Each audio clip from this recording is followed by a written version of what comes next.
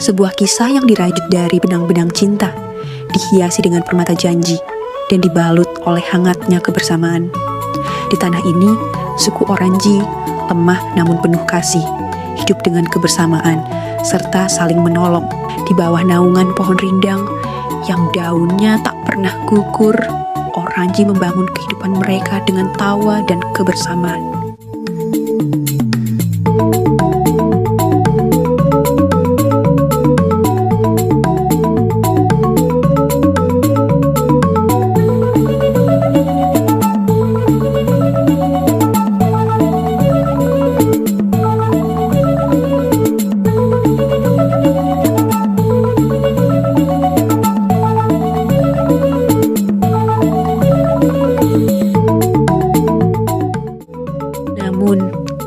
Di balik keselarasan itu, lahirlah sebuah lara kepedihan yang diwariskan dari kesombongan dan rasa iri dengki. Suku Tandewa yang dikenal gagah, serakah, dan perkasa.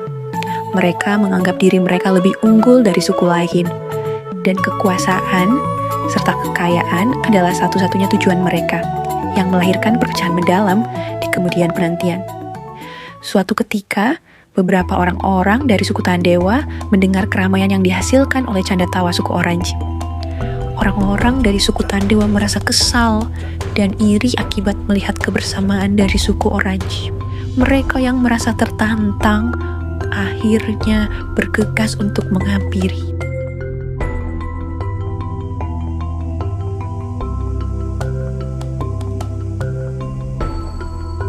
Wahai orang-orang Oranji, tawa kalian membuat telinga kami sakit. Wahai orang-orang Tandewa, mau apa kalian? Suku Oranji hanya tahu menari dan tertawa, tapi tak berani melawan. Kami tertawa bukan karena hati kami lemah, tapi karena hati kami damai. Sementara hati kalian dipenuhi tamak. Lihat saja, apakah kalian masih bisa tertawa saat segala yang kami rebut? Sudah, kita pergi saja. Tinggalkan orang-orang tamak ini. Meski dihina, suku Oranji tidak membalas dengan amarah. Mereka memutuskan untuk pergi dengan tentram. Di sisi lain, orang-orang suku Tandewa melaporkan kejadian yang mereka alami pada kepala suku. Namun, orang-orang dari suku Tandewa menjelekkan suku Oranji secara berlebihan agar terjadi perebutan kedudukan. Salah satu orang dari suku Tandewa melangkah maju dan memimpin untuk berdiskusi mengenai rencana jahat mereka sebelum diberitahu pada kepala suku Tandewa. Teman-teman, suku Oranji sangat keras kepala, bukan? Aku punya ide. Bagaimana kalau kita laporkan saja mereka pada ketua?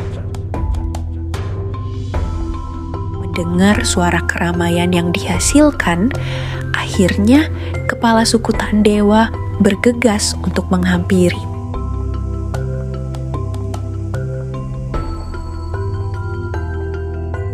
Orang-orang dari suku Tandewa mulai untuk mengompori suku Oranji secara berlebihan pada kepala suku Tandewa yang mengakibatkan rasa emosi yang tak bisa tertahan.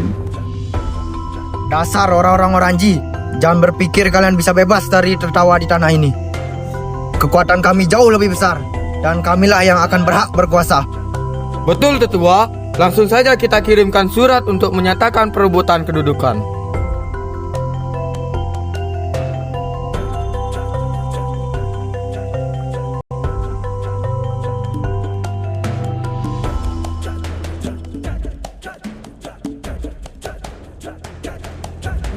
Salah satu perantara surat melangkah maju. Dengan tangan angkuh, ia menerima surat tantangan dari kepala suku Tandewa. Surat itu menjadi tanda bahwa persaingan perebutan kekuasaan resmi dimulai pada 2 hari berikutnya.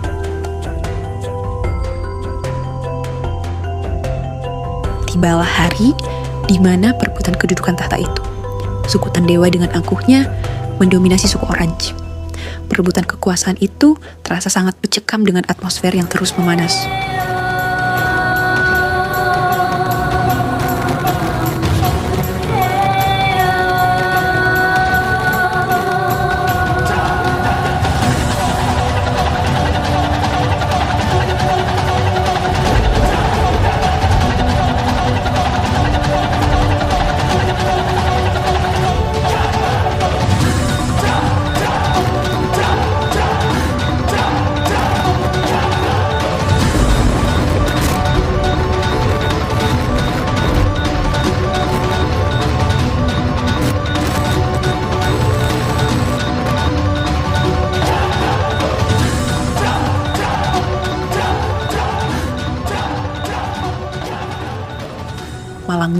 nasib suku Oranji.